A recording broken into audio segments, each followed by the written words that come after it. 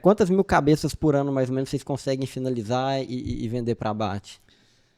Nós começamos lá atrás, o primeiro lote de boi, eu nunca me esqueço, isso que a gente vendeu 45 bois, eu tinha 18 anos, então 40 anos atrás. Inclusive, a primeira venda maior de boi que foi fazer, eu fiz, liguei no JBS, que na época era Friboi, e perguntei se eles buscavam 15 cabeças. Ele falou, não, faz pelo menos 16 para compensar a viagem aí, que era um truque, né? E a gente vendeu para eles lá, isso 40 anos atrás, vendeu o primeiro lote de 16 cabeças, depois a gente conseguiu confinar no ano seguinte 45 cabeças, confinar assim num curralzinho de arame que a gente mesmo fez e tal. E hoje a gente tem 3 pequenas plantas, a capacidade das 3 hoje está na casa aí de 18 mil, 20 mil cabeças por ciclo. E a gente consegue fazer até 4 ciclos por ano, né? Então, mais aquilo que às vezes é terminado a pasto ou terminado em semi-confinamento. 90 mil cabeças, então a gente consegue hoje fazer isso aí. Às vezes faz um pouco menos, às vezes faz até um pouco mais. Sim. Mas a estruturação hoje é nesse campo aí. E mais o gado, a gente tem muita cria, né? E agora o que deixa mais resultado realmente no negócio é o gado de cria. Esse é o grande objetivo nosso, é crescer muito o número de matrizes. A gente está crescendo muito o número de matrizes. Porque a gente sabe que esse é o rumo que o negócio vai ficar cada vez mais sustentável. Estamos iniciando aqui agora mais um podcast Agro em Debate, realizado aqui pela Fortaleza Jurídica do Produtor Rural, João Domingos Advogados. Hoje estamos fazendo uma gravação externa, fomos aqui recebidos pelo Dr. Francisco Sena em uma das propriedades dele, aqui no município de Bonópolis, ao lado de São Miguel do Araguaia. Um dos nossos seguidores aí, o Danilo, sugeriu o nome dele, contou um pouco da história dele, achamos muito interessantes e viemos aqui para poder aprender um pouco com toda essa trajetória de vida pessoal e profissional, que é esse nosso objetivo aqui do podcast, né? Trazer histórias inspiradoras que possam te ajudar aí a desenvolver melhor a sua atividade rural. Francisco, como é que foi para você e seu irmão? Porque você fez o direito, seu irmão fez medicina, né? Eu acredito que seus pais não chegaram a ter uma faculdade, um ensino superior, então provavelmente vocês foram os primeiros ali e devia ser um desafio também, né? Como que foi isso aí? Nós morávamos em Pirenópolis e meu pai queria que a gente estudasse. Meu pai quis estudar lá no começo, lá atrás, e meu avô falou, não tem como você estudar porque você tem que trabalhar na roça, né? Era enxada, machada, era no duro do pé do eito mesmo. E aí meu pai, não, eu quero que os meninos estudem. Aí meu pai levou a gente para Anápolis, a gente morava na chacrinha lá em Pirenópolis, era 4 alqueires a chacrinha que meu pai tinha lá. E aí ele levou a gente para Anápolis para a gente estudar. E aí tem que estudar e tal, os meninos vão estudar. Conclusão, a gente foi, mas só que aí você tinha que se virar, você não tinha quase nada, era muita privação, nunca faltou comida, arroz nunca faltou em casa, mas você tinha que ter mais alguma coisa. Então, minha mãe levava às vezes coisa para vender na rua, a gente vendia na rua, vendia laranja, vendia banana, vendia limão, buchinha, aquela buchinha amargosa, tinha muito na região lá, a gente vendia bastante aquilo lá, vendia frango, vendia galinha. Essa venda do frango eu nunca gostei não, porque escapuliu um frango de uma vez, eu fiquei com medo do pai me bater. E eu desci correndo atrás do frango da rua. Era vivo, não era o frango, porque o pessoal acha que é o frango na sacolinha, embalado, congelado. Né? E aí o frango pulou pro quintal de um senhor lá e eu vi pulando. Eu sabia que o frango estava lá. E eu fui lá e ele me ameaçou que não tinha frango lá e tal. Mas o frango estava lá, eu tinha certeza, escutei até o barulho. E aí eu tive que fugir e depois peguei uma reservinha de dinheiro que eu tinha para pagar o frango. Então o frango eu tomei trauma de vender frango. Falei, rapaz, que coisa. O cidadão quase me bateu e se eu falar com meu pai que eu perdi o frango, meu pai vai me bater, né? E aí a gente começou a trabalhar muito, meu pai era muito trabalhador, ele foi ser porteiro num colégio e a gente vendendo coisas na rua. E meu irmão começou a trabalhar na lanchonete, de empregado. Ah, não era de vocês? Não, aí ele começou a trabalhar lá com 13, 14 anos, eu tinha aí 10, 11 anos. E aí quando meu irmão completou aí seus 16, 17 anos, ele trabalhou lá com uns 4 anos como empregado e sempre forçando meu pai. O dono ia acabar vendendo, ele acabou tendo 2 famílias e tal, uma esposa legítima muito trabalhadeira, gente boa, e a outra sempre indo lá para pegar o dinheiro do caixa. Nossa. E aí meu irmão viu que não ia dar certo, começou a faltar as coisas e tal, e aí meu irmão forçava meu pai para comprar a lanchonete. Aí até que meu pai falou, mas tem que vender o gado. Não, mas vende, a gente compra esse gado de volta aqui, é muito bom. Conclusão. Meu pai comprou a lanchonete com as 70 cabeças de gado, que ele sempre era o padrão de gado que ele tinha, era 70, 75, vendia um pouco, voltava, paria mais, era mais ou menos isso aí. Tirava um leitinho na chácara de Pirenópolis. E aí ele vendeu o gado e comprou a lanchonete pra gente. Rapaz, Você não imagina, assim, meu irmão era muito bom salgadeiro. E até hoje a gente faz muito bem também. A gente faz alguns produtos aí que não é muito lugar que faz. Até hoje não se vê. Inclusive, a gente de vez em quando faz aqui na fazenda, na beira do rio. E aí explodiu o movimento. Quando falou, não, o meu irmão é bisnamude Pedro, né, que é meu sócio, é médico, o multi voltou pro coreto. Nossa, aquilo explodiu. E aí ele me ensinou a fazer salgado, eu aprendi a fazer muito bem também. O pastel ideal, a massa perfeita é aquela massa que as bolhas são uniformes, uma massa bem fina. A gente criou recheios que não existia na época, isso coisa de 40 anos atrás, não tinha alguns recheios que a gente começou a criar. Massa de pastelão, a gente criou um tipo de massa que também não existia na época, todo mundo que ia lá falava, mas o que é isso? O que vocês põem nessa massa que fica tão gostosa? Porque o importante é o recheio. E a gente trabalhou a massa também. Então assim, o movimento explodiu. Nós começamos a trabalhar, eu e ele, no final do ano, quando ele passou no vestibular para medicina em São Paulo, a gente já estava com 8 funcionários. Eu e ele mais 6. Em um ano? Eu e ele mais 6. Aí ele foi embora e eu fiquei com os meninos lá trabalhando. E assim, um movimento muito grande. Vendia demais. Mas era tudo muito bem feito. E se você reclamasse de alguma coisa, a primeira coisa que ele fala, não, o senhor não vai pagar isso aqui. O senhor pega outra coisa aqui, como que o senhor gostar. As pessoas ficavam tão satisfeitas que falavam, não, eu vou pagar tudo, cara. Você me tratou bem demais. E esse tratamento, ele foi assim, dando um diferencial também. Então, o movimento cresceu muito. A partir daí, meu pai quis vender o gado novamente. A gente comprou o gado de volta. Meu irmão passou no vestibular, ele quis vender o gado. E aí eu falei, não vamos vender esse gado não, pai. Eu fico com o gado e a gente manda o dinheiro para ele. Meu pai era motorista de táxi na época. Aí ele falou, mas não vamos dar conta e tal. Eu falei, eu acho que a gente dá conta, vamos tentar. E falei, mas se não der conta? Ele falou, tá tudo no nome do senhor e eu já tenho um carro aqui que paga 4 meses da faculdade. Então... Na pior das hipóteses, já tem 4 meses pago. Conclusão. Nessa época nós tínhamos 70 e poucas cabeças de gado, aí foi quando eu comecei a administrar a chácara de Pirenópolis. Meu pai falava roça. Ele já tinha comprado mais um pedacinho, já tinha acho que 11 alqueires, logo comprou mais 5, fez 16. E aí a gente estava com 75 cabeças de gado, nunca me esqueço dessa conta. No começo do ano seguinte a gente tinha 216 cabeças de gado e pagou a faculdade do meu irmão, ou seja, a gente começou a crescer. Foi onde eu comecei a administrar uma propriedade rural. E assim, foi uma história muito bacana porque eu comecei primeiro a engordar porco para pagar a conta da faculdade, né? E pagar a conta da chácara também. E aí comecei a entender... Fazer um dinheiro mais rápido? O que era? Meu pai já engordava porco para vender e eu fiz a conta o seguinte, que se eu vendesse 3 porcos por mês, eu pagava a despesa de um funcionário fixo que tinha lá. E aí eu comecei meu pai plantava mamão e plantava abóbora para dar para porco, para baratear o custo. E aí dava só um pouquinho de milho com farelo e engorda mesmo, o negócio é bom realmente. E aí eu comecei a plantar muita abóbora, plantar muito mamão e rapidamente tinha uma produção grande. E aí comecei não só 3, 4, às vezes vendia 5, 6 porcos no mês. Começou já a sobrar um rendimento do porco, além das despesas, ou seja, o leite que era vendido, o bezerro ou a vaca era lucro. E aí comecei logo a alugar umas chacrinhas em volta e colocar mais gado. Conclusão, quando eu me formei com 20 anos em direito, já tínhamos quase 1.000 cabeças de gado. Aí já tinha várias propriedades alugadas e tal. E assim, a gente sempre objetivando, que era o objetivo meu e do meu irmão, o sonho nosso, era igual eu te falei, era ter 100 alqueires de terra e 500 cabeças de gado. Quando a gente falava isso, a gente ria igual bobo. Meu cabeça, que ano que era isso aí? Isso aí 87? Eu formei, na verdade, em 87. 87. E aí aí já começamos a ter um objetivo maior, porque na sequência eu comecei a advogar para administradoras de consórcio. Logo na sequência eu assim, tive uma proeminência grande, igual eu te falei, eu falava inglês fluente, falava espanhol fluente, sai do balcão de uma lanchonete para advogar em Anápolis, que é uma cidade muito preconceituosa, você tinha que ter um diferencial a mais. Então eu lia muito. Eu sempre falava o seguinte, então se a pessoa me der a oportunidade de conversar, ele vai se convencer. Se conversasse comigo, logo você percebia que era uma pessoa que tinha um diferencial, um rapaz de 20 anos que tinha um conhecimento forte. Essa é uma curiosidade, porque você trabalhava na lanchonete, tinha o gado, trabalhava com a questão do gado também. E como é que você fazia direito, estudava inglês, espanhol?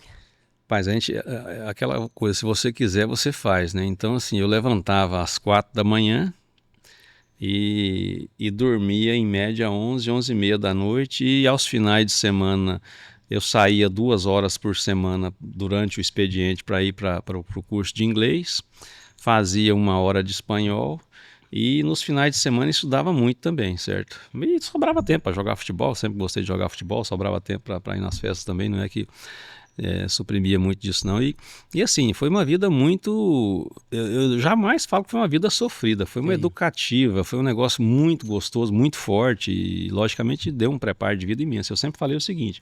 Eu fiz 2 faculdades ao mesmo tempo, que foi o Direito e a Lanchonete. A Lanchonete foi uma faculdade também, ela me preparou Sim. demais. Eu lidava muito com as pessoas nobres da cidade. Na época eu conhecia Henrique Meirelles, conheci seu Marcelo da Neoquímica, conheci o seu Idelfonso, que era pai do seu Marcelo da Neoquímica, servia cafezinho para eles lá. E inúmeros médicos aí proeminentes de figuras de Anápolis, da política, inclusive que o Café do Coreto, onde era a lanchonete, era um ponto central, né? Era um ponto muito tradicional, de frente ao Hospital Evangélico. Então, todas essas pessoas iam lá e a gente acabava fazendo amizade. Muitas delas muito educadas, muito bacanas, conversavam muito com a gente, estimulava, outras nem tanto.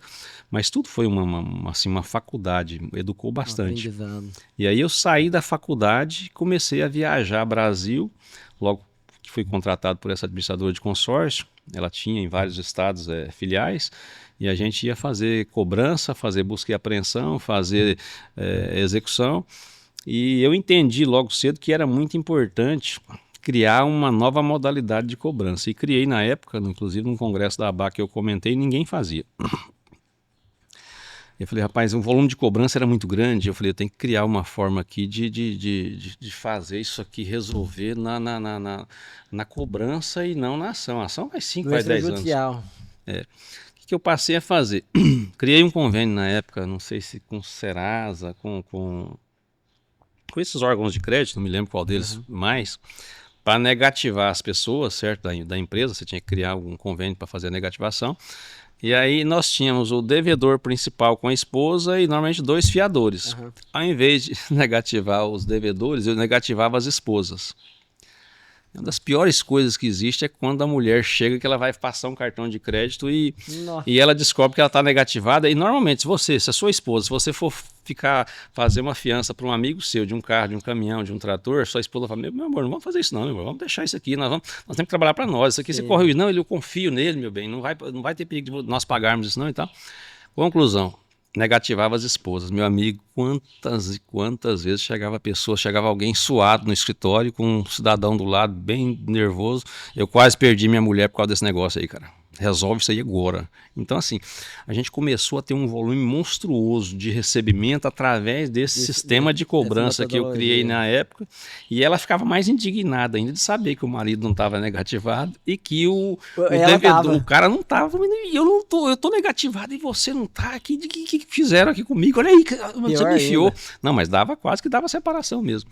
E aí começamos a ter um volume muito grande de cobrança e recebimento. E isso deu assim a gente passou, inclusive quando eu combinei com o dono da empresa, eu até falei com ele, ele perguntou quanto que era a minha pretensão salarial. Eu falei, não tem pretensão salarial nenhuma, não, o senhor paga o que o senhor quiser. Não, mas você tem 9 salários aí pela OAB e tal e tal. Eu falei, não, se o senhor quiser pagar os 9 salários, ótimo. Se o senhor não quer pagar nenhum salário, eu assino, recebendo os 9 para o senhor aí, o senhor dá por recebido aí e pronto. Fica só pelas despesas aí trabalhistas, mas não se preocupe com isso não, e não se preocupe nunca com ação trabalhista comigo também não. Eu sou de palavra, meu pai me ensinou a ter palavra e eu sou um homem de palavra. Agora lembre-se de uma coisa, eu vou ganhar umas 10 vezes mais que o gerente geral da empresa. Quanto que ele ganha hoje? Aí ele me respondeu assim, não é da sua conta. Eu falei para ele deve ganhar aqui uns $10 mil ou mais. O dia que eu estiver ganhando umas 10 vezes mais do que ele ganha, o senhor não se surpreenda, porque o senhor tem um volume monstruoso de cobrança aqui. E nós vamos resolver a sua cobrança. Aí ele riu até, brincou e tal. Vi que você é bem pretensioso, hein? Falei, não, lembre-se do que eu estou falando do senhor. E uns 6, 8 meses depois eu estava ganhando aí umas 5 vezes o que o gerente da empresa ganhava. Para você ter ideia, essa fazenda aqui ela é 600 alqueires. Quando nós compramos essa fazenda foi em outubro de 97. No dia 19 de outubro de 97, nós fechamos o negócio. Naquele mês, eu ganhei nessa empresa o equivalente a 12 alqueires e meio dessa fazenda aqui. No mês? Logicamente a terra valorizou muito. Sim. Hoje uma terra aqui vale, sei lá, 300 mil alqueires, 250, 300 mil alqueires. Não tem a proporção era menor na época, mas era muito, o valor era muito alto. Assim, o que a gente ganhava de honorários na época era muito alto. E a gente tinha uma participação dos honorários. Era eu e um outro colega que também que tinha essa rentabilização. Mas trabalhávamos muito, muito. Eu viajava de noite para trabalhar de dia. E aí foi quando a gente aqui a gente já comprou um negócio bem maior, né? A gente comprou 600 alqueires, uma fazenda grande, o sonho dos 100 alqueires ficou para trás, e aí eu já sentia assim, muita necessidade de ter um nível mais técnico, mais profissional. Eu já lia muito, já estudava muito, e foi quando, como eu comentei contigo, eu conheci o professor Moacir Corsi, da Exalc. Cara transformador. Professor Moacir, já falei isso para o senhor pessoalmente, se o senhor por acaso chegar a ver essa matéria aqui, senhor, eu devo muito ao senhor, devo muito realmente, e sou muito grato por ter conhecido o senhor e ter aprendido com o senhor o que é a integração lavoura-pecuária, porque foi a primeira pessoa que me expôs com muita simplicidade e transparência, foi o professor Moacir Corsi. Isso lá na década de 90 ainda. Isso foi no ano de 98, mais ou menos, quase 30 anos atrás, né? 27 anos atrás. E ele mostrou E até hoje teve gente que não entendeu a importância disso ainda. Sim. E nós já fazíamos, de certa forma, a integração lavoura-pecuária, porque a gente já plantava milho, formava os pastos que a gente foi abrindo, a gente formava plantando arroz para ter uma pastagem melhor. Mas aí a gente aprendeu e eu vi o quanto era simples, que com técnica a gente podia evoluir. A gente matava boi com 36 meses, às vezes 40 meses, e ele mostrou com uma simplicidade muito grande que você podia matar um boi com 24 meses sem muito esforço, sem muito tratamento, sem muita maquiagem, com tecnificação, com tecnologia, com nutrição. E a partir daí a gente buscou mais tecnificação, tanto eu quanto meu irmão, meu pai, que, né, que Deus o tem, ele estava aqui na fazenda na época também, que nos ajudava demais, foi uma pessoa assim, que norteou tudo. E não sabia ler nem escrever, mas tinha uma sabedoria monstruosa, a quem a gente deve tudo, meu pai e minha mãe. E tanto eu quanto meu irmão começamos a buscar mais tecnificação, buscar mais conhecimento. Aprendizado, na verdade, é permanente, né? Até hoje a gente busca muito isso, mas a gente começou a crescer bastante a partir daí. Aí já passamos para uma fazenda, né? Que até então era mais, digamos assim, chácaras. E aí a gente começou a fazer a integração lavoura-pecuária de forma mais intensa. Já estava tudo formado? Era passagem degradada? Essa fazenda era uma fazenda bruta. Era bruta. Como grande parte do Brasil hoje, pra você ter ideia, era 600 alqueires, a gente colocou aqui 700 bezerras, o pasto acabou, ou seja, uma fazenda de 600 alqueires que não cabia, né, 700 cabeças de gado e gado novo. Então hoje, pra você ter ideia, a gente trabalha aqui nessa fazenda aqui, às vezes com 20, 25 mil cabeças de gado, porque tem um confinamento aqui também, né? Então é uma fazenda muito intensificada, a gente planta soja. E aí a gente foi e comprou, eu andava num Uno, meu irmão num Uno, meu pai também num Uno. E a gente conseguiu comprar um trator, nunca me esqueço, o Uno custava 18 mil reais naquela época, em 98 mais ou menos. E a gente conseguiu comprar um trator de esteira por 180 mil reais. Compramos lá na divisa da Bolívia, lá em Vila Bela da Santíssima Trindade, perto da região de São José dos Quatro Marcos, por aí. Trator de esteira, né? Trator de esteira. Compramos um D50. Até hoje a gente tem uma máquina fantástica. O D50 é fantástico. E a gente começamos a abrir a fazenda, trabalhando aí dia e noite. E eu me lembro bem que na época tinha um cidadão que tem um posto de combustível aqui na região. A gente dava um cheque para ele pagando 2 mil litros de combustível. Dava um cheque com 15 dias, um aperto danado para cobrir esse cheque e tal. E assim, são histórias boas que a gente lembra, porque hoje tem dia que a gente está gastando 20 mil litros de combustível por dia. Então assim, e aí a gente começou, Deus foi nos encaminhando, a gente foi aprendendo, foi abençoando. Logicamente não tem nada fácil. Abriu a fazenda. Antes de terminar de abrir essa fazenda, surgiu uma outra fazenda muito barata aqui na região, mas muito barata. Naquela época, em 97, nós compramos essa fazenda aqui por 2 mil reais o alqueire. 3 anos depois, surge uma fazenda aqui perto, já tinha vendas aqui na região de 6 mil o alqueire, 7 mil o alqueire, e surge uma fazenda de 1.800 reais o alqueire. Eu falei, não tem cabimento. Tá errado. Aí até falei com o meu irmão, falei, vamos comprar aquela fazenda. Ele falou, rapaz, porque a gente não tinha terminado de pagar aqui. E estava abrindo a fazenda. Aí meu irmão falou, você ficou doido? Eu falei, rapaz, mas é muito barato. E nós temos muito parente aí que está muito bem de vida. E qualquer coisa a gente passa para um deles. Num negócio desse aqui tem muita gente querendo. E fizemos o negócio. Compramos mais 180 alqueires. Aí passou pouco tempo, nós compramos aqui mais 145 alqueires. E assim, sempre fazendo negócio assim, buscando apoio de bancos aí foram muito importantes, aí, como o Banco do Brasil, o Banco da Amazônia. Logo na sequência a gente passou para o Tocantins, aí era o apoio do Banco da Amazônia que sempre foi essencial. Logicamente financiando o gado, financiando formação de pastagem. E na sequência, aí, coisa de 15 anos atrás, a gente começou a plantar soja. Aí foi talvez o grande passo que a integração lavoura-pecuária veio para nos mostrar o quanto ela é transformadora. Eu digo que sempre falei que era uma revolução dentro do negócio, é uma revolução, porque você aumenta o seu rebanho e aumenta a produção dentro da mesma área, né? Porque muita gente me perguntava, mas o senhor vai parar de mexer com gado? O senhor tá plantando lavoura? Não, a gente vai aumentar o gado na mesma área, porque tipo aí, uma área de 1.000 hectares que você planta lavoura durante 4, 5 meses e depois volta com a pastagem igual aquelas que você percebeu, que você viu, depois você vai colocar lá 5, 6 mil cabeças de gado, 7 mil cabeças de gado, e se você for fazer isso na média anual, você jamais faria isso. Sim. Se não tivesse integração lavoura-pecuária, né? Então ela é, na verdade, assim, eu chamo de irmã siamesa da pecuária, a lavoura, e ela transforma o negócio. E foi a partir daí que a gente começou a intensificar, a gente começou a plantar 100 hectares de soja, foi até uma história curiosa. Não sei se você conhece. Para testar, 100 hectares para testar. Não, mas a gente, na verdade, a gente já fez toda a experiência, eu acompanhei amigos plantando em vários anos, mas a gente plantou 100 hectares para fazer o primeiro experimento, mas já preparando mais 300 hectares para o ano seguinte. E na época eu tinha um amigo, um grande amigo, que é grande amigo, hoje é um grande empresário do Tocantins, que é o Volney lá do Fazendão, e numa reunião com eles lá, eu falei para eles que a gente ia plantar no mínimo 5 mil hectares logo. Isso virou até piada na empresa lá, porque é muita gente que fala, realmente muita gente fala isso, né? Começou com 100 hectares aqui, vai plantar 5 mil daqui uns dias e tal, virou piada assim, mas logicamente é uma coisa bem saudável. E aí no segundo ano a gente plantou já 400 hectares, no terceiro ano plantamos 900, no quarto ano já foi para 2.000 hectares, e aí foi só crescendo. Logicamente tem as dificuldades, né, que preço e tudo, e é um investimento muito grande, mas é muito gratificante o quanto transforma a região, o quanto a lavoura transformou os nossos negócios, o quanto ela nos deu condição de crescimento, de estruturação. Hoje, se a gente está abatendo, a gente vai abater um lote de animais essa semana no JBS, é um lote de animais que vai estar com 18 a 19 meses, e nós estamos com a expectativa de 23 a 24 arrobas, né? Então, assim, e um gado que não foi muito tratado, é um gado que, essa desmama que eu te mostrei aí, de quase 10 arrobas que a gente tirou recentemente, vai para uma área de integração lavoura-pecuária, que aqui agora está tudo secando, vai secar muito, a região seca muito. E vamos colocar em pasto verdinho, como se fosse quase uma horta de alface. Então é esse processo de integração. E depois finaliza no confinamento. E depois finaliza em confinamento, então é muito rápido. As fêmeas, nós estamos com todas as fêmeas nossas praticamente prenhas. O índice bem alto, aí, às vezes dá índice de 90%, 92% de prenhez nas novilhas.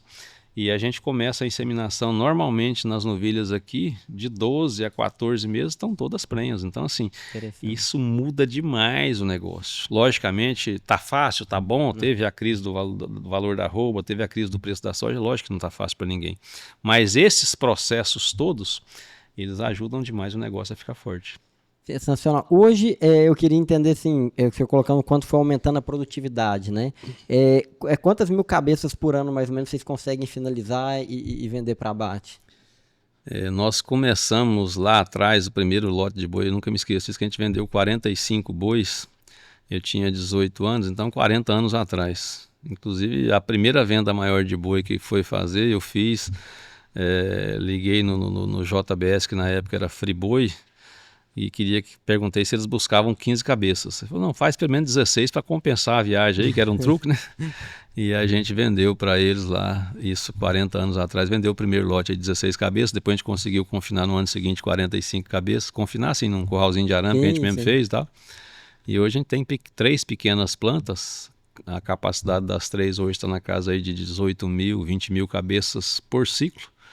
E a gente consegue fazer até 4 ciclos por ano, né? Então, mais aquilo que às vezes é terminado a pasto ou terminado em semi-confinamento. 90 mil cabeças, então a gente consegue hoje fazer isso aí. Às vezes faz um pouco menos, às vezes faz até um pouco mais. Sim. Mas a estruturação hoje é nesse campo aí. E mais o gado, a gente tem muita cria, né? E agora o que deixa mais resultado realmente no negócio é o gado de cria. Esse é o grande objetivo nosso, é crescer muito o número de matrizes. A gente está crescendo muito o número de matrizes, porque a gente sabe que esse é o rumo que o negócio vai ficar cada vez mais sustentável. Por quê? Porque a gente tem um pulso de produção desse bezerro, a recria dele é muito rápida. você já chega com ele para confinamento, às vezes aí com 14, 15 meses, e você termina ele até 20 meses. Então o ciclo fica muito rápido, a carne é a carne excelente, que talvez até pode ser futuramente uma marca de carne nossa, que a gente já tem estrutura para isso hoje, quer dizer, a gente já faz a carne premium. Só que às vezes a gente recebe boas bonificações aí das empresas, mas naturalmente não tem nada a ver com o que você vai numa gôndola aí de carne premium que você está pagando lá, né? Então a gente está te vendendo essa carne indiretamente através das empresas, mas nós não estamos sendo remunerados de acordo com uma carne premium, né? A gente tem uma remuneração, uma bonificação, evidentemente, aí diferenciada, e somos muito gratos aos nossos parceiros por isso, mas com certeza uma bonificação para a carne premium seria o mais adequado para a grande maioria do gado que a gente faz, que é compra, porque a gente faz gado de cria, perdão. A gente faz o gado de cria, que é esse padrão de gado, e também tem os animais que a gente compra, que esse já é um padrão mais normal de mercado. Aí, né? Que interessante. A semana passada eu gravei um podcast com o João, João Teles. Ele é sócio do João Barcelos, e eles têm uma boutique de carne lá em São Paulo, assim, trabalham com um padrão altíssimo, né? E ele fez essa verticalização, a propriedade no Mato Grosso do Sul, e o volume, naturalmente, não é tão grande o volume que consegue levar para boutique, né? Certo. Para fazer essa venda direta. O que ele colocou? Que hoje ele já tem todo um sistema de produção para ter uma qualidade bem acima da média. Ele conta por exemplo, que ele conseguiu fazer num dado momento alguns lotes com 62% de rendimento de carcaça. E o que ele colocou? Falou, Leandro, hoje 90% do que eu produzo aqui vai para o abate normal, para o frigorífico, e 10% vai prêmio. Ele falou que ele faz até uma análise com ultrassonografia na carne para antes de pôr no confinamento. Então, na hora que ele tem os critérios que ele avalia ali na carne, e na hora que ele vê aquele padrão prêmio, aí 10% é que vai para o confinamento ali. Não que o outro não vá, né? Mas é um confinamento diferente que ele faz ali para realmente finalizar uma carne ali numa qualidade diferenciada. E aí ele foi contar como foi toda essa jornada, porque não é fácil. Quando você se propõe a fazer isso, é outro negócio, né? A verticalização, ela não é só mais uma empresa dentro do mesmo ecossistema, né? Claro. É um outro negócio totalmente diferente, mas eu acho que faz muito sentido essa reflexão, porque de fato hoje foi o que ele colocou muito, isso que o senhor está falando. Olha, o mercado, os frigoríficos pagam a bonificação, mas assim, você está numa faixa de uma amplitude muito grande de qualidade ali. Ele não vai remunerar adequadamente o que aquilo vale, né? O que ele vai agregar ali de diferente no mercado. E, sem dúvida alguma, é um ponto de evolução, né? Essa questão da carne deixar de ser ali ela deixa de ser commodity, né? Claro. Eu acho que nesse momento ali, em que tem essa percepção de valor, essa marca aí, mas é muito interessante. Essa história nossa, lá no JBS é uma história bem interessante. Um dia o pessoal veio me perguntar, da onde surgiu aqui essa... Vocês matavam muito pouco com a gente, hoje mata muito gado e tal, como é que foi? Eu falei, rapaz, um dia eu tive lá, era o Silvão, que era o gerente de compras. Cheguei lá e ele era muito mal criado, ele era gerente do Bertin, na verdade, depois que o JBS incorporou. Aí eu cheguei lá e conversando com ele era um cara assim mal criado, dava coice em você por nada. Espera aí, eu converso com você.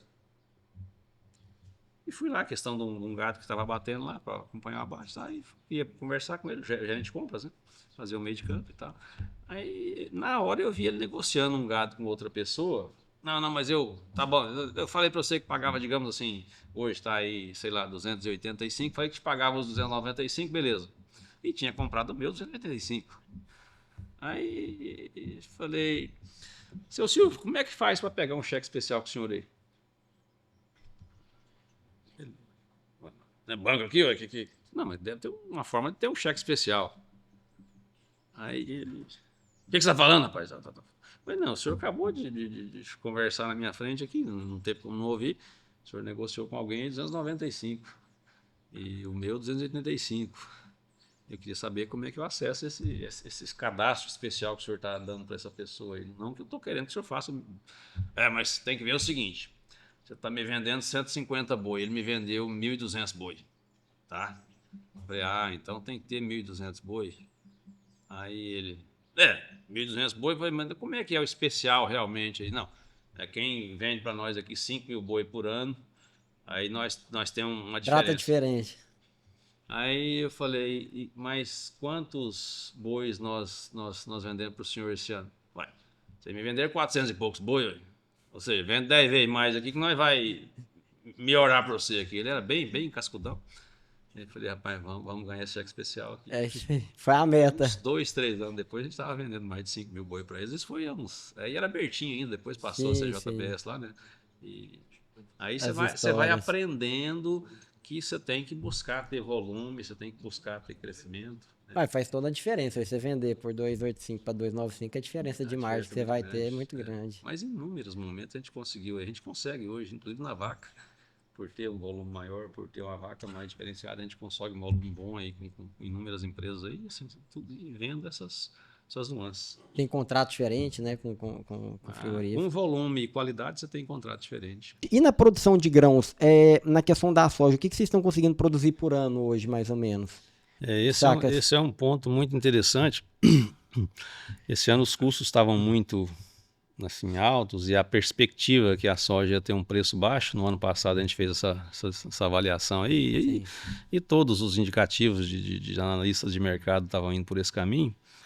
E o nosso ponto de vista chegou a essa conclusão também. Então, a gente já vinha plantando algumas áreas com composto orgânico de produção própria, que é um subproduto feito através de um subproduto do confinamento, e vendo bons resultados. Mas, às vezes, a mensuração isso se misturava à produção normal, e esse ano a gente tomou a decisão, e foi uma decisão talvez mais abençoada que nós tomamos na agricultura, aí, talvez até na própria história, porque vai revolucionar o nosso negócio e de muitas outras pessoas já está revolucionando também. Nós plantamos todas as nossas lavouras com composto orgânico de produção própria e, logicamente, foi um ano bom de chuva para todo mundo, mas a gente teve muitas áreas que a gente conseguiu produzir de sequeiro, 85, 87 sacas. Caramba. E a nossa média esse ano ela está aí na casa de 74 sacas, a média geral. Inclusive, algumas fazendas caiu de 70 um pouco. Mas a média geral está nisso aí justamente por quê? Porque a gente teve uma produtividade muito, muito alta. E assim, o diferencial esse ano, logicamente, a chuva, primeiro Deus, que abençoou muito com a chuva, e o composto orgânico que a gente usou para o composto de produção própria. Então isso reduz bastante o nosso custo de produção e melhorou demais nossa produtividade. Né? Então a produtividade aqui no Vale da matéria-prima aí, principalmente dos confinamentos. A base é o esterco, né, de esterco bovino e os demais produtos que você compra. A base principal talvez seja o fosfato que a gente adiciona e mais os demais componentes aí de micronutrientes também. E isso trouxe aí um fator muito, muito importante de produtividade para nós e com certeza vai transformar nosso negócio. Porque a gente fez também para pasto, pasto que a gente colocou, que a gente jogou o composto, fez um estudo aí para jogar uma certa quantidade e jogou, ficou assim... Imagina você, aquele pasto que estava bem degradado e a gente aplicou o composto, passou um subsolador, várias pessoas que passaram por lá, mas vocês reformaram aquele pasto muito rápido, aí vocês plantaram aquele capim lá agora, mas tá bonito demais da conta, tá muito verde, o que você adobou demais e tal? Realmente, nós percebemos aí que isso vai realmente agregar demais para a gente, que era um problema no passado, porque até questão ambiental, né, quer queira, quer não, hoje, até o próprio Banco da Amazônia conversou com a gente recentemente aí sobre talvez fazer algumas parcerias com pequenos produtores, que a gente já está vendendo. A gente está vendendo para pequenos produtores, a gente está fazendo troca, né? Você faz uma troca em arroba, uma troca em vaca magra, uma troca em arroba de vaca, que aí a pessoa não tem que descapitalizar para ela. Fica mais fácil. E como o volume nosso é muito grande, além de utilizar nas nossas lavouras, nas nossas pastagens, vai sobrar bastante para a gente vender. E, logicamente, é um produto grande. A mais, é uma fonte de recursos que vai ter uma entrada a mais aí, que, logicamente, ajuda a fortalecer o negócio. Né? Então, isso vai fortalecer muito, eu tenho certeza, o nosso negócio. E são quantas toneladas por ano assim, que já está produzindo, que vocês produziram esse ano? Ano passado, a gente fez na casa aí de 40 mil toneladas. Nós usamos na casa aí de 25 mil toneladas e esse ano a gente deve fazer bem acima. A projeção é fazer bem acima. Mas a conta ela é bem interessante. Se você... a conta que assim, bem de padeiro que o pessoal faz, que os analistas fazem, os técnicos, é que se você tem um boi confinado, você tem condição de fazer 1 tonelada de composto orgânico. Por quê? Porque você vai usar uma parte de fosfato, uma parte, se você quiser adicionar micros, e mais a Uma bactéria. tonelada ano. Uma tonelada. Uma tonelada por boi confinado, na verdade. Por boi confinado. Não, boi, você vai estar com boi aí, digamos, aí 90 dias no confinamento. Nesse período Nesse ele gera período isso. ele vai gerar aí quase 1.000 quilos de esterco, Caramba. Só e o nesse ciclo restante, dele você vai complementar com o que você vai adicionar no composto, né? Então é muito Dá pra vocês chegarem interessante. aí É muito muito mais. interessante, é muito interessante. Então, assim, eu tenho certeza que isso vai transformar muito, né, muitos negócios, até pequenos negócios. E tenho certeza também que vai ter tecnologia logo para o pequeno produzir o seu composto, talvez aí com maquinário menor, porque é um processo fantástico. Além do que, extremamente sustentável, né? Então eu penso que nesse lado, então, que é o que o Banco da Amazônia observou, a sustentabilidade, e do pequeno, de repente, está adubando a sua chácara aqui, adubando o seu, até um assentado, eles colocaram até nesse ponto aí de talvez estar a gente fazendo uma parceria com algum assentamento para fornecer o composto e de repente receber algum bezerro, arroba de bezerro ou de vaca magra em pagamento, né? Que eu acho que vai ser, a gente já fez esse trabalho, já fez esse tipo de negociação com algumas pessoas e eles acharam muito interessante. E realmente eu penso que isso vai ser uma coisa que veio para ficar e vai agregar muito na nossa região aqui. O doutor Francisco, eu queria ouvir do senhor uma avaliação. São muitas décadas aqui nessa região, que o pessoal chama de Vale do Araguaia goiano, né? Sobre essa transformação. É uma região que, historicamente, sempre foi a maior produtora de carne bovina no estado de Goiás, né? O maior rebanho aqui, pegando ali Araguapaz, Mozarlândia, Nova Crixás, aqui São Miguel do Araguaia, né? Mundo Novo, uma produção muito grande. E, enfim, praticamente não tinha agricultura, né? O que o senhor vê do estado que está hoje, do que já evoluiu e do que o senhor acredita que está por vir na região, né? Era uma avaliação de que era a última fronteira agrícola do Brasil a ser explorada, né? Essa avaliação ela tem muitos anos e quando no nosso caso, quando nós começamos a plantar soja aqui na região, cerca de 15 anos atrás, de São Miguel do Araguaia, residente lá, nós fomos o primeiro e até ouvia muito de grandes produtores aqui. Eu nunca me esqueço de uma história que teve aqui de um grande produtor da região, está aí até hoje. Ele me deu um abraço dentro do Banco do Brasil e falou assim: posso dar um conselho para o senhor? Quando o senhor nasceu, eu já mexia com boi.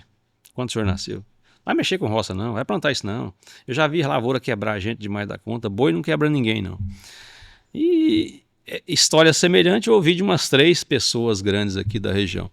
E tanto é que 2 deles, depois de alguns anos e vendo as nossas áreas de integração, eles vieram me pedir, ou se não queria ser parceiro para plantar nas terras deles, que perceberam lá que a grande evolução. E quando nós chegamos, que a gente começou a plantar, quando nós começamos a plantar soja, eu ouvia falar de um doido chamado Marcelo da Tambori, amigo meu. Marcelo, se chegar a ouvir aí, um grande abraço. Fui lá conhecer esse doido e vi que o trabalho era extremamente profissional. O Marcelo é um cara extremamente profissional, que já estava plantando antes da gente. O Marcelo estava plantando aqui. O seu Eugênio Pirinelli em Campo Norte e o seu João Zambianco aqui na região do Novo Planalto. Então eram os que estavam, e outros que estavam começando a plantar na região, mas esses foram os pioneiros. E a gente começou e já percebeu que eu não sei se você conhece a região de Luiz Eduardo Magalhães. Eu conheci Luiz Eduardo, eu conheci há quase 40 anos atrás. No primeiro ano que eu comecei a advogar, tinha um veículo para ser apreendido na época lá, até era um Pampa, e eu fui lá aprender esse carro, 38 anos atrás. Então lá tinha algumas lavouras de soja, já tinha, mas muito pouco, não era muito não. Sim. E eu ouvi uma expressão lá que o pessoal comentava da região, que lá era areia fina por cima e areia grossa por baixo. Então era um areião.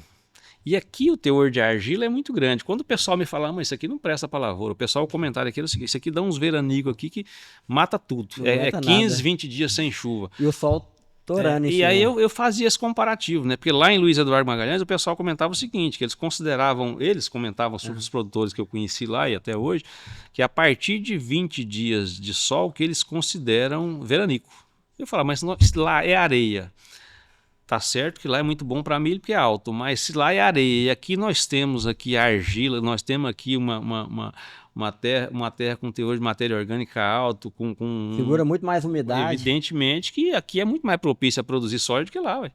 E lá produz muito bem. Então, assim, o pessoal tinha esse paradigma aqui, que eu acho que foi uma barreira que foi quebrada por alguns sim. Aí, né? Talvez Marcelo Nova Crixás aí foi o primeiro aqui da região do Vale do Araguaia mesmo. E quando nós começamos também percebemos isso e vendo essa produtividade em algumas áreas aqui, a gente tem várias áreas de sequeiro aqui, a gente já teve uma área de sequeiro nossa que deu 93 sacas. Então naturalmente que se não tiver um reflexo climático muito forte, aqui é muito mais propício para se produzir soja do que outras regiões, porque a soja não gosta de água em excesso, ela não gosta que falte água. E por outro lado, você pode mitigar aí os efeitos aí do estresse hídrico se você faz uma correção de solo, se você faz um aprofundamento dessa correção para a soja buscar esse nutriente mais embaixo. Então, assim, tem muitas formas de você buscar mitigar esse efeito. E no ano regular, aqui eu vejo que é muito mais propício a produzir do que outras regiões. Teve um pessoal do Paraná na nossa região, pessoal de Castro, região das maiores produtividades do Brasil, talvez aí uma região excelente, Terra Preta, como é uma fazenda que nós temos aqui perto, e viram as nossas lavouras no mesmo tempo que estavam desenvolvendo as deles lá, e eles comentaram conosco, não tem diferença nenhuma da nossa lavoura aqui. Incrível. Você está com uma lavoura aqui de 80 sacos, nós estamos com uma lá de 80 sacos, então ficaram muito felizes, né, de saber que essa fazenda é no Tocantins, que tinha uma área como essa no Tocantins, né? Então assim, o Vale do Araguaia hoje é uma região que já é uma realidade, já se transformou e vai se transformar muito mais. E as variedades de soja também contribuíram para isso, esse avanço tecnológico, desenvolver ali para talvez sojas mais resistentes ao estresse hídrico, mais adaptadas à região, também contribuiu para isso. Sim, com certeza algumas variedades se adaptaram muito bem para nós aqui, mas algumas variedades também que se adaptaram mais na região sul de Goiás se adaptaram aqui. Mas o desenvolvimento tecnológico da soja é fantástico, né? Esse trabalho que a Embrapa fez aí por longos anos aí no Brasil, a Embrapa é uma empresa governamental, mas uma empresa fantástica, né? Que transformou o Brasil desde Alisson Paulinelli lá atrás, sim. E todos os demais estudiosos, inúmeros deles aí, grandes doutores aí, a quem devemos muito aí, esse desenvolvimento da soja em geral para inúmeras regiões do Brasil, às vezes alguma variedade que se adaptasse mais a alguma região por suas características. Isso aí proporcionou praticamente que você produz soja em qualquer região do Brasil hoje com alta produção, né? Incrível. Francisco, uma curiosidade, hoje são quantas famílias, assim, quantas pessoas que vocês empregam diretamente dentro dessa operação toda de vocês de produção de grão, de carne? São quantas pessoas hoje integradas nisso aí? Empregos diretos, é interessante até registrar. Quando nós chegamos aqui nessa fazenda, que é a Fazenda Jaçanã de Bonópolis, a gente tinha inicialmente 2 colaboradores, depois 4. Então foi o que começou. Viemos de Pirenópolis que tinha só 1. Para cá a gente talvez gerou 4, né? Hoje nós estamos gerando aqui praticamente 180 empregos diretos, 180. Fora os indiretos, né? Então se você Incrível. considerar que talvez seja aí 3 vezes mais indiretos através disso aí, né? Então, para nós foi uma transformação muito, muito positiva. Esse ponto aí que você perguntou é muito interessante. Eu lá com 13 anos, eu buscava emprego lá em Anápolis, tinha o supermercado Serve Mais e o Armazém Popular. Nunca me esqueço de estar tentando emprego nos dois, me oferecendo para trabalhar, para ganhar meio salário. E eu falava, pode pagar meio salário. Não, mas não pode, porque a lei não sei o quê. Não tem perigo, não. Se vier algum fiscal aqui, eu me escondo, eu me furo. Porque era assim, a gente tinha uma dificuldade financeira muito, muito grande. E aí eu criei na minha cabeça o seguinte, se algum dia eu tiver a condição de gerar muito emprego, eu vou gerar muito emprego. Assim, tinha aquela vontade de empregar pessoas, né? Hoje tem uma história bem interessante de um colaborador nosso que veio até do Pará, e quando eu contratei, foi eu mesmo que contratei, ele chegou para mim e queria falar com o senhor, um negócio meio chato. Eu falei, pode falar. Aí ele ficou com a cabeça baixa, não é porque eu não tenho nada para comer em casa, o senhor me arruma um dinheiro para fazer uma feira? Aí falei, sim, claro. Pessoa, jeito muito bacana, jeito bom. Olhando para baixo, você vê que ele estava ali, pessoa muito honesta, mas né, envergonhado da conjuntura, sim. Né, que infelizmente a política brasileira leva muitos brasileiros a isso. E aí ele falei, quanto que você precisa? Na época ele falou, preciso de uns 300, dá. O senhor me arruma? Eu falei, arrumo. Falei, como é que você vai dormir? Não, a gente vai dormir no chão. E como é que você vai fazer essa comida? Porque você vai comer aqui na cantina, mas a sua esposa, seus filhos. Aí ele, não, a gente arruma umas latas aí e faz a comida na lata. Aí eu falei, vamos fazer o seguinte, vamos arrumar umas coisas a mais aí, vamos organizar mais algumas coisas e acabamos ajeitando lá algumas coisas, né, para dormir e para fazer comida, o básico do básico realmente, não foi tanta coisa. E quando esse rapaz saiu da fazenda, ele tinha uma casa na cidade e tinha um carro novo. Então, assim, tem muita história dessa dentro do grupo que eu fico muito feliz. E também eu sempre falo, né, o fato da pessoa crescer conosco aqui, que evoluir conosco e talvez tenha uma oportunidade melhor, que eu vou ficar chateado, né? Eu torço Sim, que ele dê sim. certo e torço que ele tenha sucesso, porque é aquela corrida do bastão que eu te falei, né? De repente alguém me entregou o O bastão e me importante é ajudou lá conseguir atrás e você transformar. deu esse bastão para Sim. frente, e não é que tem que ser grato a gente, é coisa que a gente tem que ser grato todos nós a Deus, porque é Deus que nos proporciona, né? O Francisco, uma questão que a gente estava até falando antes aqui do podcast, né? A questão sua na advocacia, né? Que além disso tudo que o senhor colocou aqui para nós, o senhor estudou, formou em direito, inclusive o senhor mencionou que formou muito novo, né? Sim, 20 anos 20 apenas. anos. E exerceu muito, até hoje exerce a advocacia aí, né? A advocacia hoje, a advocacia é talvez assim, bem, não é muito hoje, mas eu tive uma advocacia muito intensa no início, porque era o canal para buscar o caminho de crescimento, de evolução, e tive, né, a felicidade, Deus me encaminhou para uma empresa que tinha um volume de cobrança muito grande, então eu passei a trabalhar de dia e viajar à noite. Isso aconteceu inúmeras vezes, tive até problema com o gerente da empresa por isso, porque eu protocolei, naquela época o protocolo era físico, eu protocolei uma petição em Gurupi, e protocolei outra em Imperatriz, no Maranhão, em Gurupi, às 10 para 6 da tarde. Bati o carimbo e escrevi o horário, o rapaz do protocolo. E a outra eu protocolei em Imperatriz, no Maranhão, às 8h01, 8h02 da manhã. Ou seja, Você 700 contando. quilômetros de diferença de um dia para o outro. Aí, numa reunião de diretoria, ele falou pro dono da empresa que eu estava fazendo algum rolo e tal, e tal, e tal. E aí eu até me exaltei com ele e falei para o dono da empresa, falei, olha, seu José, ele tinha que procurar o que fazer, talvez é porque ele está fazendo isso porque ele não tem o que fazer. Mas como é que o senhor fez isso? Eu falei, não, simples, eu viajei à noite. Se você fosse observar e fosse eficiente para preocupar com isso, você ia ver que há 2 anos aí que eu estou aqui na empresa que eu viajo sempre à noite. Eu sempre fiz isso, é a primeira vez que você percebe, né? Mas eu faço isso permanentemente, por quê? Mas por que você faz isso? Não, porque eu percebo uma oportunidade grande de ter um resultado melhor, como eu falei para o senhor desde o início, né? Sim. E esse crescimento foi muito grande. E ainda sobrava tempo para estudar. Era um volume de cobrança muito grande, de veículos a serem apreendidos muito grande. Naquela época, consórcio. O pessoal vendia tanto e ganhava tanto dinheiro, coisa aí de quase 40 anos atrás, administradores de consórcio, que não se preocupava muito com a inadimplência. Então a inadimplência era um volume monstruoso. Então eu entendi o quê? Quanto mais a gente cobrasse, quanto mais a gente fizesse busca e apreensão, execução, pressão de Sim, recebimento, sim. pressão de crédito, recuperação de crédito, porque a gente não ganhava pelo volume de serviço, ganhava pelo volume de resultado. Sim, Ou sim. seja, era o que entrava no caixa da empresa e os seus honorários a gente ainda devolvia metade para a empresa. Olha bem, eu recebia 25% dos honorários que eu produzisse. E eu combinei isso com o dono, sei que é até ruim falar isso, que eu renunciei a isso, mas esses 25% me proporcionou, igual eu te falei, né, comprar 12 alqueires e meio de terra num mês numa região que hoje vale 300 mil alqueires, né? Então, a gente cresceu muito com isso e assim, viu a oportunidade, a nuance, e eu trabalhei na casa aí de 22 anos nessa recuperação de crédito com 2 empresas. No começo era só uma,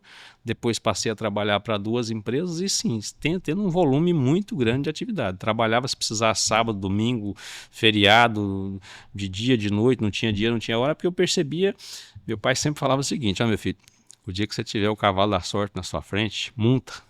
Deixa ele passar, não, viu? Você tem que entender que ele vai passar na sua frente.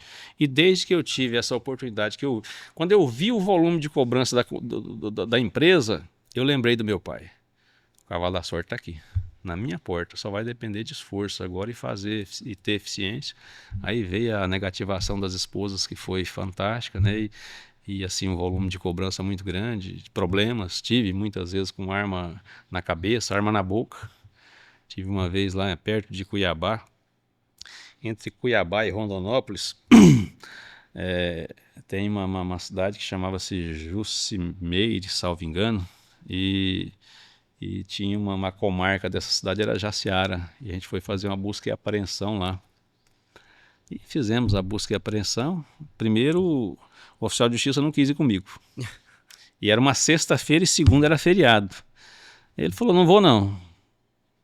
Eu falei, mas por que o senhor não vai? Porque eu não vou. Um cidadão assim bem esquisito, ele tinha uma cicatriz que descia aqui. Era uma faca realmente, foi uma facada que ele levou assim. Aí eu conversei com ele, falei, por que o senhor não vai comigo? Não vou, velho. Semana que vem, segunda é feriado, tem que ir embora, não é problema seu, não é problema meu, não vou hoje não. Eu tenho 5 dias para cumprir, eu cumpro no prazo. O senhor me empresta o mandado? Vai, presto. Aí eu fui lá para Jucimê, chegou lá e entendi. O cidadão era um cidadão moreno, bem alto, 1,95 de altura, muito forte, uns 140 quilos, mas forte de cima e embaixo. E era um Gol, tem um Gol vermelho. E aí conversei com ele, conclusão, consegui convencê-lo aí até o fórum entregar o carro e que eu ia ajudar ele a tentar resolver a situação, até para não mostrar a situação de negativação de fiadores e devedores, só que já tinha sido feito, não tinha resolvido, mas eu falei, ó, isso aqui vai uma hora vai travar o senhor, vai travar a esposa do amigo do senhor e tal. Conclusão, ele entregou o carro e no fim das contas o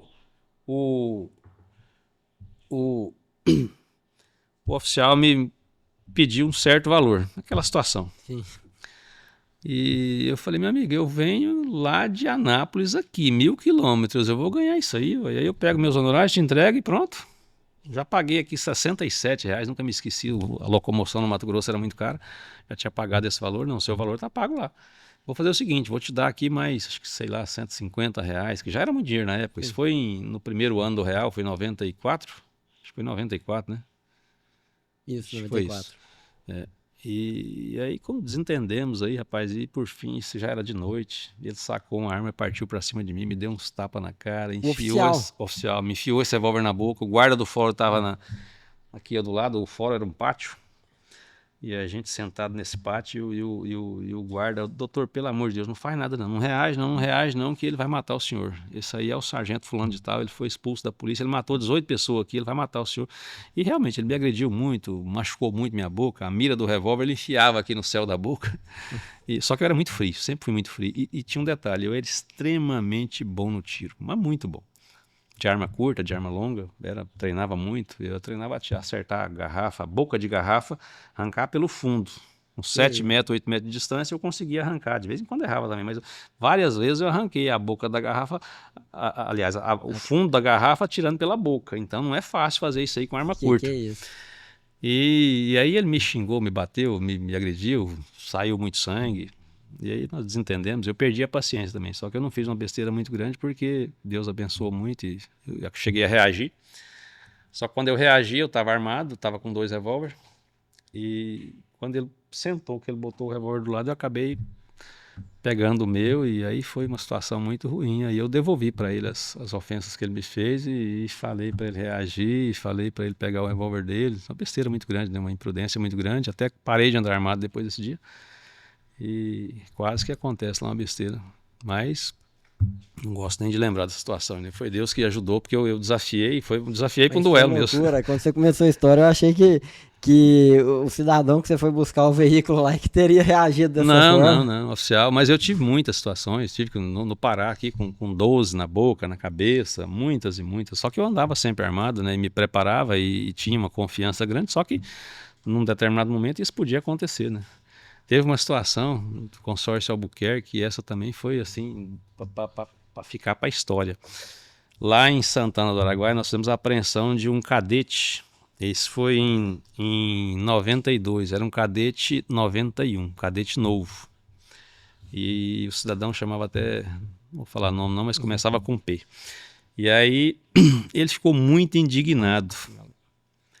E saiu com uma 12, ele tinha um laboratório e apontou essa 12, o motorista da empresa saiu correndo e conclusão, nós conseguimos apreender o carro, eu levei um policial junto, sabia que ele era violento, e o policial segurou ele e a gente, né, ficou de encontrar no fórum às 3 da tarde. E aí saímos, eram umas 11 da manhã, fomos almoçar e eu já tinha pedido à juíza para dar o despacho, cumpra-se servindo, cumpra-se e devolva-se. Ou seja, aquele despacho antigo, que não sei se hoje eles estão fazendo ainda, que você já podia, o oficial de justiça te entregava a carta precatória. E aí, assim fizemos e... Não, mas a gente vai encontrar no fórum 3 da tarde. E o nosso motorista com muito medo, doutor, você não vai ficar aqui não, vai. Ele vai matar nós, vai matar nós. Falei, não, vamos almoçar, vamos no hotel. Aí chegamos no hotel, pegamos as coisas, vamos deixar as coisas no carro já, mas vamos almoçar e vamos lá pro fórum. Conversando desse jeito, para que as pessoas ouvissem a gente conversar desse jeito. Pedimos 2 PF, Ele não conseguiu comer, ele ficava mexendo o garfo na comida assim, ó, o motorista, não vou comer não, vou morrer hoje. Ligeirinho o nome dele, nunca me esqueço, um amigo que eu tinha em Anápolis que faleceu. E aí nós saímos, aí eu falei, Ligeirinho, pega o carro e eu vou na picape da empresa, era uma picape da Fiat. Não, não pega esse carro nunca. Não é por quê? Não, você vai pegar, você tá aqui, você é funcionário da empresa, eu tô seu superior aqui, pode mandar embora agora, não pego não. Aí eu falei, bom, então faz o seguinte, vai na picape, eu vou no carro. Peguei o carro e saímos. O senhor vai pro fórum mesmo? Me acompanha. Lá pro fórum, tá? Mas me acompanha que eu tô indo pro fórum. Aí peguei, saí sentido fórum, fiz umas 2 contornos e saí da cidade. E pegamos lá, era estrada de chão na época, hoje é tudo asfaltado, né? E voltando para a gente, na verdade, estava indo para Araguaína. De lá, a nossa base de apreensão de veículos era Araguaína. Quando nós pegamos a estrada de chão, que andou uns 8 quilômetros, o carro pifou, o cadete. Não sei o que foi, ou se tinha alguma coisa já preparada. Conclusão. Aí ele tinha uns 8 metros de corda na picape, amarrou essa corda, só que era chão. Rapaz, imagina você andando aqui, e aí eu no cadete, ele na picape, ele ia a 100, 120. Aí ele falou para mim assim, doutor, se você vê uma luzinha, eu tô freando, então você tira que senão vai bater. Mas quando nós chegamos, que saiu no asfalto, você imagina assim, porque aí o carro estava desligado, não tinha ar, eu não podia, eu abria só um pouquinho para entrar algum ar, eu estava todo ensopado e todo preto, eu quase bati nele, porque eu falei, nós não morremos de sorte, mas nós estamos aqui, estamos vivos, nós íamos morrer lá atrás. E não é que o pessoal foi atrás da gente realmente, ele ligou na empresa e falou, eu fui com 2 pistoleiros, ia matar os 2 mesmo, e estava com 12, e ligou lá, contrariadíssimo e tal, a Kátia era gerente na época, contou essa história pra gente lá, até me repreendeu muito por ter agido assim e tal, mas se não fosse fazendo essas artes, essas peripécias, não tinha tido o resultado que a gente teve, graças a Deus, e foi muito bom, muito produtivo. E assim, eu sou muito grato à advocacia por tudo que ela me deu, pelo aprendizado, pelo experimento, e até hoje, experiência de vida, quando eu preciso, recentemente estava fazendo uma defesa e ajudando a fazer uma defesa, a nossa advogada aí, porque eu tinha os fatos, evidentemente, e por ter conhecimento jurídico também, mas hoje, digamos que a minha advocacia está bem enferrujada, a prática está muito pequena. Francisco, no meio disso tudo aí, o que você considera que foi o maior desafio assim, que você teve nessa perspectiva profissional? Porque cada fazenda que foi comprando deve ter tido ali, nunca é fácil, né? Tem seus desafios próprios, né? E na vida às vezes tem coisa de saúde, família. O que foi o momento mais desafiador assim, que você teve para superar na vida? Com certeza, primeiro, era ter uma visão de empreender, uma visão que eu tenho certeza que veio do meu pai, da minha mãe, de enxergar as oportunidades. Por exemplo, quando a gente chegava numa fazenda para olhar uma fazenda, a gente tinha muito aquele caso assim que o pessoal tem que achar, a expressão que eu fazia era essa, tem que achar um bobo para comprar essa fazenda, que o dono estaria falando. E eu já enxergava aquilo tudo transformado. Integração lavoura-pecuária, esse pasto formado, piquetado aqui, então isso aqui vai virar uma área de produção fantástica. Aqui hoje tem 1.000 cabeças, vai caber 6, 7 mil cabeças. E o desafio maior, talvez, de todos esses, por quê? Porque como você estava crescendo muito rápido, era conseguir conquistar o crédito, ter a confiança das empresas de crédito. Logicamente que do milagre não se faz, né? Então você comprava uma fazenda aí, digamos, aí de 1.000 alqueires. E de repente você queria transformar aquela fazenda rápido. Então você tinha que ter acesso a crédito para você transformar. Então você não pagava ela rápido, você tinha que ir pagando as parcelas dela. A gente comprou sempre com prazos grandes. A gente sempre buscou dar muita confiança e credibilidade para as pessoas naquilo que a gente fazia, de cumprir exatamente o combinado de palavra. Então a gente trabalhou muito com palavra. Meu pai sempre me falava muito disso. Combinar não é obrigado não, mas cumprir é obrigado. E nisso a gente ganhou muita credibilidade para comprar a terra a prazo, às vezes prazo aí até de 8 anos. E aí você tinha que ter a confiança da pessoa para ela escriturar aquela terra para você dar de garantia para um banco, e talvez o passo maior, a dificuldade maior era conquistar a confiança de uma instituição financeira que você estava crescendo rápido, para ela fazer a análise correta do seu negócio, para ver o seu negócio direitinho, porque ela tinha que fazer.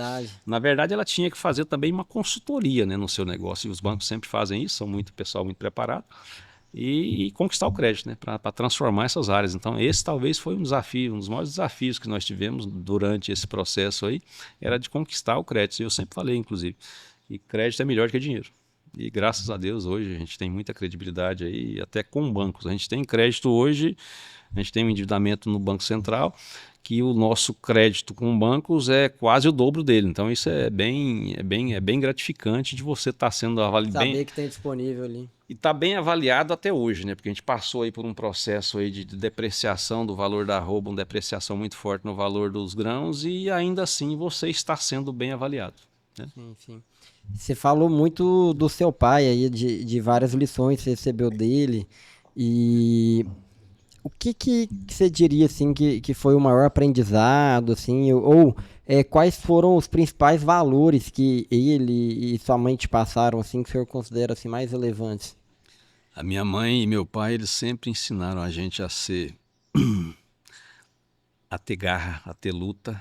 A minha mãe sempre falou um detalhe muito interessante. Ela falava para mim assim: mãe, eu tenho muita vontade de ser rico. Eu falava essa expressão: eu tenho muita vontade de ser rico, mãe, vontade de ter dinheiro. Aí, uma certa época, eu não me esqueço, tinha uns 7, 8 anos. Mãe, não tenho dinheiro para comprar uma Coca-Cola, um refrigerante, mãe. E a gente quer comer alguma coisa cedo, a gente tem que comer farinha com água, porque quando tem açúcar tá ótimo, mas não tem um pão, não tem um bolo, não tem nada. Ela falava: meu filho, trabalha que você vai ser rico, é você que tem que esforçar, é você que tem que fazer. E meu pai falava o seguinte: quando você achar que tá difícil para você, olha um que tá sem perna andando aí. Quando você achar que tá difícil para você, olha um que não tem os braços para comer. Aí você vai ver que para você tá muito mais fácil que para ele. Tá? Às vezes para você tá bom demais. E meu pai sempre falou uma coisa que eu achava muito, assim, muito forte: trabalha honestamente e torce pro negócio do outro dar certo.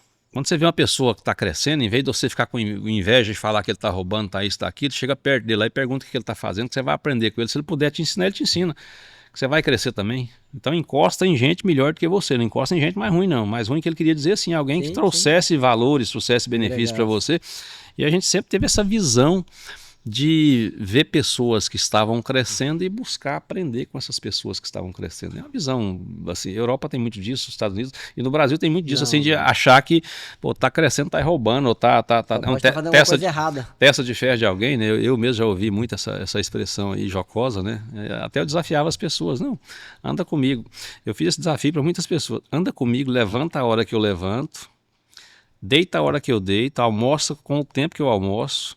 E se você não cochilar durante o dia, eu aposto R$1.000 seu contra 5.000 meu por dia. E você vai perder todo dia, porque realmente um grande período da minha vida, eu levantava 4 da manhã, ia dormir às vezes 11 da noite, almoçava em 10 minutos, passava comendo, era parar só para abastecer, ir ao banheiro e buscar e correr atrás dos negócios, e principalmente nessa fase que a gente estava com um crescimento grande, muitos compromissos com o banco, e destravar financiamento, plantar lavoura, e lavoura crescendo, e mais máquina, e negociando mais máquina. E isso às vezes dependia muito de estar pessoalmente, né? Hoje já não tanto. Então, assim, esses ensinamentos do meu pai, eles são para a vida inteira, e eu procuro muito passar isso para os meus filhos hoje também, né? Torce para o negócio do outro dar certo, que o seu dá certo também. A partir do momento que meu pai falava muito isso, você pode ter certeza, quando você está torcendo para o negócio do outro dar certo, você está torcendo para você também, porque o trem volta para a gente. E se torcer para dar errado, volta para você também. Então ele falava volta, ele tinha um português mais antigo lá, de poucos estudos, mas de muita sabedoria, né? Que bonito. E o que é a perspectiva do senhor de tudo isso que foi construído, está sendo construído daqui para frente, com relação à próxima geração, seus filhos, a estar integrando dentro dessa estrutura de produção e dar seguimento a isso? Graças a Deus, os meus filhos gostam muito tanto é que um é médico e 3 estão na agronomia. O Pedro já se formou, o Zé Júnior e a Ana Paula estão fazendo agronomia. Os filhos do meu irmão gostam do negócio também, com certeza estão todos da sequência. E eu vejo assim que a gente está num momento assim de grande transformação. Por quê? Porque a gente está saindo de uma era totalmente analógica para uma era totalmente digital, né? Então a gente saiu, na verdade, hoje chegando à inteligência artificial, que é um desafio grande para eles, não, mas para mim é um desafio grande, né? Quer queira, quer não, é uma transformação muito grande. E essa transformação tecnológica que precisa ser absorvida pelas novas gerações, quem vai ficar no mercado e quem vai continuar no mercado e vai crescer no mercado é justamente quem buscar assim, assimilar bem todo esse processo de transformação para aplicar na prática. de forma a produzir de forma mais sustentável, a produzir talvez reduzindo o custo, melhorando a produtividade, aplicando isso dentro do negócio de forma que tenha um negócio mais estruturado e mais sustentável. Não tenho dúvida que essa revolução talvez vai ser o maior desafio que a minha geração vai enfrentar, porque vai estar passando o bastão para eles, né? E eu, da minha parte, assim, eu não sou centralizador.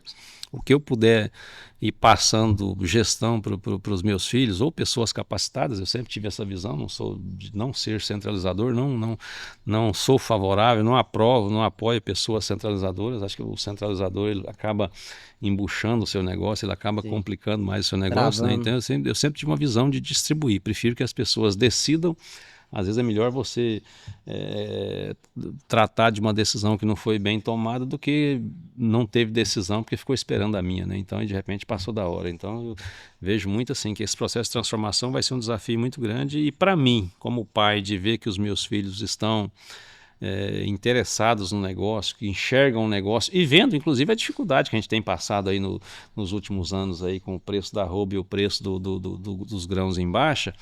Vendo isso e vendo que é um desafio bom de se aprender também e de superar, vendo a superação que ela está acontecendo, esse aprendizado ele é muito rico e não tenho dúvida que eles vão dar sequência no negócio aí, vão tocar talvez até com mais eficiência, porque tem mais oportunidade hoje, a tecnologia, acho que a inteligência artificial ela vai revolucionar demais, né? Não tenha dúvida. Com certeza. A situação, Dr. Francisco, lá no escritório, a gente advoga para produtor rural endividado, né? Até tem uma questão interessante que o meu pai começou a advocacia dele tem uns 44 anos já. Você é filho de João Domingos, não? Isso. Você é filho dele? Isso. Meu pai... A gente já teve embates já em audiência, eu e seu pai. É mesmo? Já, sabia não. Pode falar para ele que ele deve lembrar. A gente já fez audiência, Eu não comentei. Quando eu falei que estava vindo, eu não falei seu nome. Eu só falei que estava vindo gravar um podcast aqui. Eu até ia falar com o Jean, não falei nada, mas mas ele era gente boa, não era um cara inteligente. Seu pai está com quantos anos hoje? 65, acho que é 65. Eu lembro que seu pai era quase da mesma idade minha, então é isso mesmo. Eu estou com 58 e era João Domingos e Advogados Associados. Até hoje é João Domingos. Sim, né? sim. E aí a gente teve ações contra ele e advogou, salvo engano, as ações que ele teve contra nós, acho que foi num dos consórcios, salvo engano, que ele tinha alguns clientes lá e tal. Mas assim, isso embates normais do dia a dia mesmo. Eu sempre fui assim, se eu tinha um embate com um advogado, se fosse audiência, porque no caso nem audiência praticamente você não tem. Mas você tinha exatamente, o embate não aqui, tem. Você tinha os argumentos aqui, lá fora nós estamos tomando cafezinho junto. É interessante, né? Como que o mundo é pequeno. Meu pai começou parecido com a advocacia do senhor, nessa parte de cobrança de crédito, recuperação de crédito ali, de cooperativas da região ali de Tumbiara, de Goiatuba, bancos, Banco do Brasil. E aí depois, num dado momento, porque assim, nós viemos de família de produtores rurais também. E aí... aqueles problemas de planos econômicos, ele começou a ver o quê? O produtor tinha uma dívida pequenininha, de repente, o banco estava tomando a fazenda dele por conta daquilo. E aí ele começou a sentir mal de trabalhar para fazer isso, né? Como instrumento ali para ajudar o banco a tomar essas propriedades. Falou, não, isso há uns 30 anos atrás, mais ou menos. Ele tomou uma decisão, teve um processo de conversão religiosa também, falou, a partir de hoje eu só vou defender o produtor rural que está passando por esse momento de dificuldade para ajudar a não perder o patrimônio e tudo.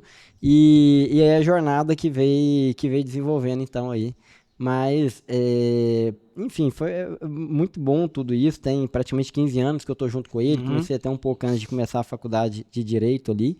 E é muito aprendizado, é muito desafiador. Mas o que eu ia colocar é que, lidando ali com produtores, hoje a gente tem clientes no escritório com dívida de 100 mil reais até produtor com dívida de 500 milhões de reais. A gente vê um cenário que poucas pessoas estão enxergando. A gente está vivenciando a maior crise financeira da história do agro brasileiro, porque o nível de endividamento nunca teve um nível tão elevado. Os bancos, o que eles foram? Há 3 anos atrás, eles chegaram no mercado e falaram, quem quer dinheiro? Tá aqui, dinheiro a rodo. E aí, a conta fechava para o produtor, fechava para o banco. A soja 180, aquela coisa toda, a conta fechava. De repente, a conta não fechou mais. Né? 23, 24, 25, deixou de fechar. Esse banco tinha que chegar para esse produtor e falar, e agora, como é que a gente faz? Porque você não vai dar conta de me pagar. Você precisa de quanto? 3, 5, 8, 10 anos para pagar? Esse banco foi lá e fechou a porta, bateu a porta na cara desse produtor. Quis carregar a fazenda dele.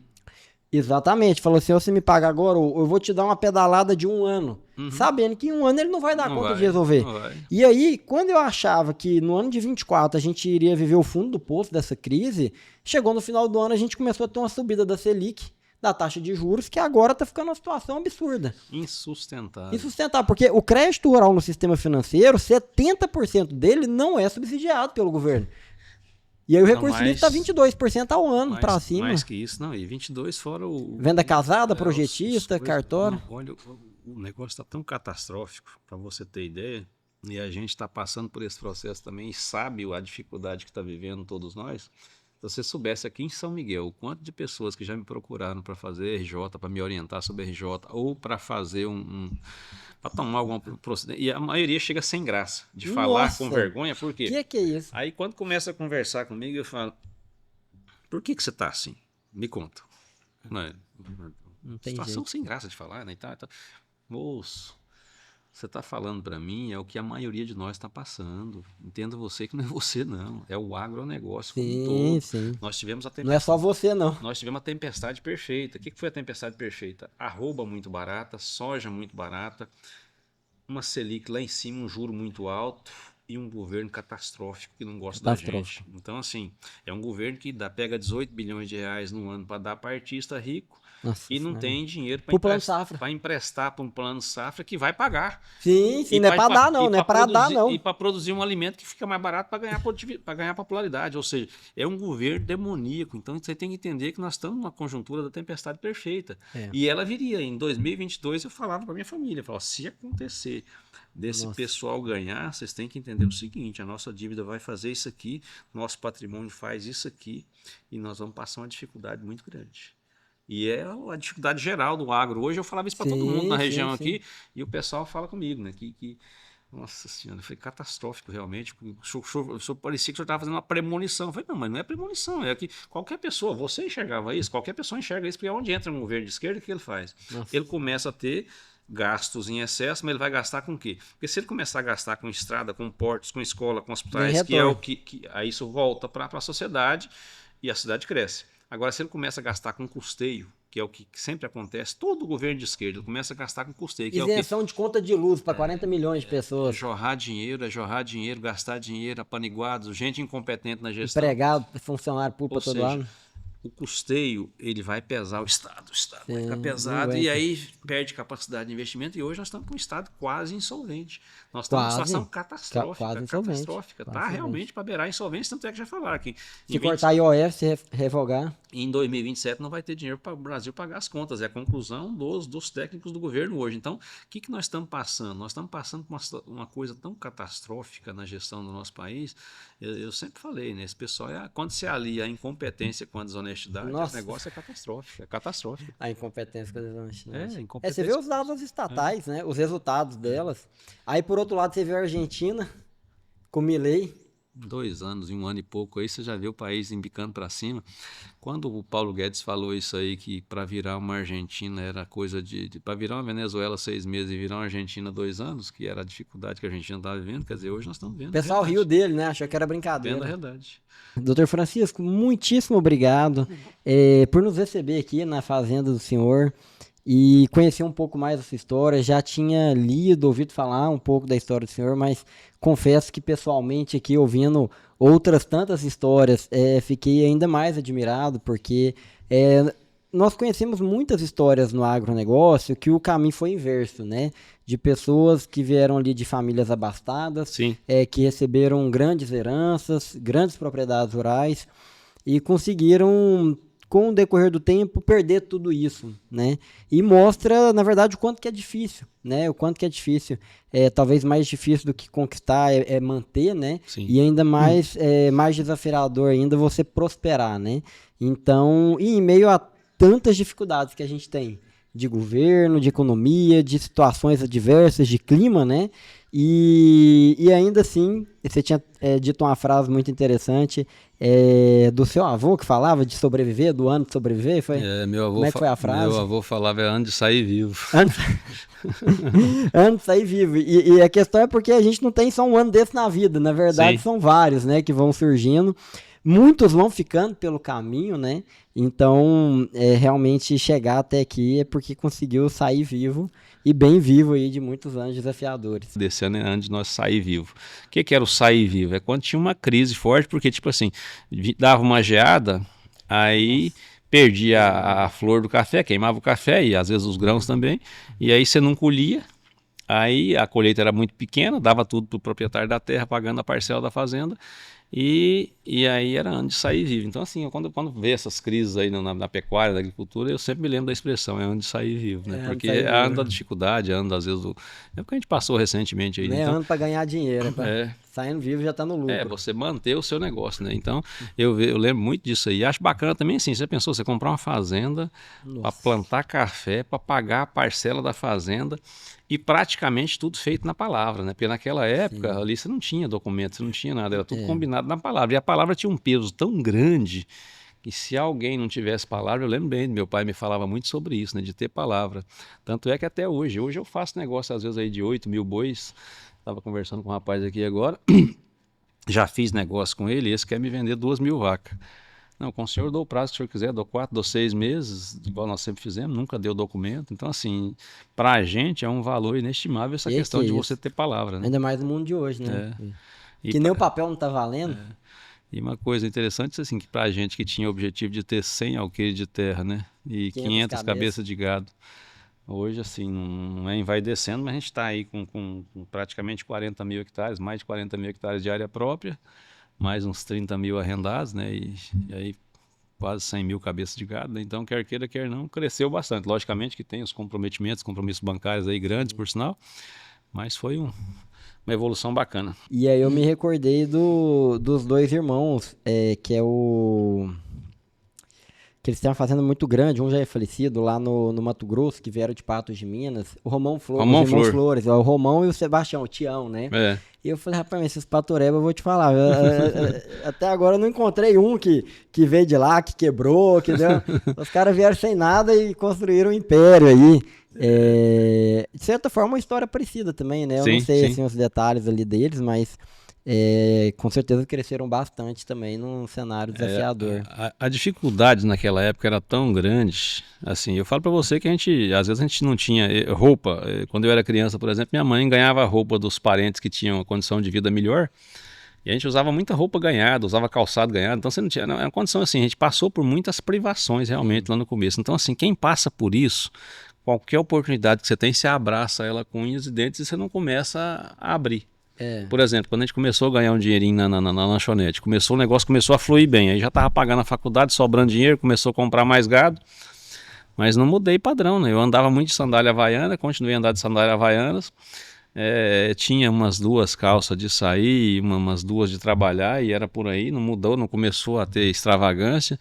Eu tinha um carro razoável, certo? Demorei muito a comprar um carro melhor, e assim, mantinha sempre esse padrão, mas pensando naquilo que meu pai falava, né? Vamos guardar para você pensar no futuro. Meu pai falava muito isso, né? A gente pensar no futuro. Hoje, logicamente, as pessoas têm uma visão mais de viver o hoje, que não vou dizer que está errado, não, porque cada um tem seus pontos de vista, mas a gente pensava muito nisso, né? Em guardar para o futuro, em se preparar para um futuro, preparar para uma adversidade e buscar crescer quando tivesse oportunidade, né?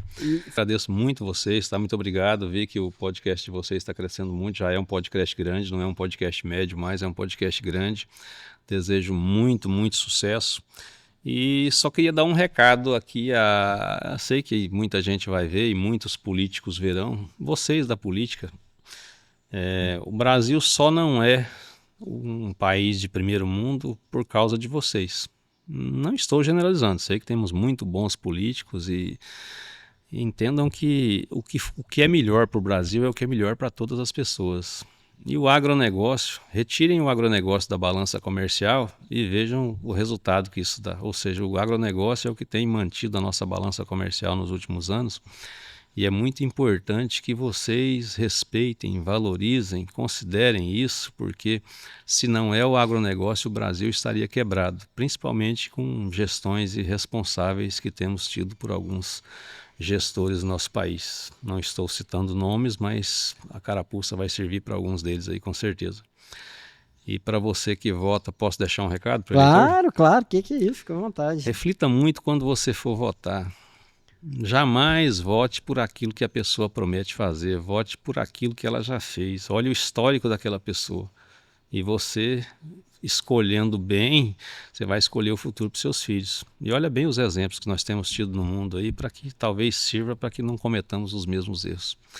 E muito obrigado a vocês por estarem Excelente. aqui e sejam muito bem-vindos sempre, tá bom? Obrigado. Tio Francisco, muito obrigado. O senhor nos recebeu. Muito obrigado a vocês por terem vindo aqui, sejam muito bem-vindos, muito obrigado pela oportunidade. Danilo, obrigado aí pela indicação, viu? Vamos torcer que o pessoal tenha entendido como valiosa aí a oportunidade. Um abraço.